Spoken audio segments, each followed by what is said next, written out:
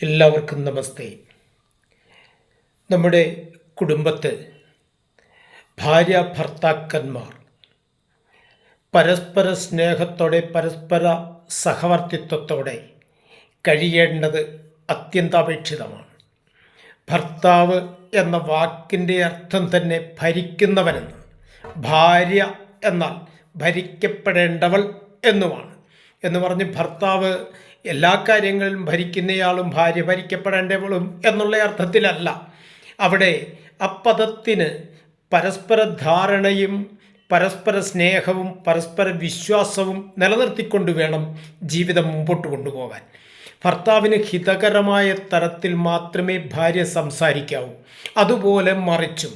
അങ്ങനെ എപ്പോഴും കുടുംബത്ത് ആ ബാലൻസ് നിലനിർത്തിക്കൊണ്ട്, ആ സഹവർത്തിത്വം നിലനിർത്തിക്കൊണ്ട് ജീവിക്കുവാൻ എല്ലാവരും ശ്രദ്ധിക്കണം.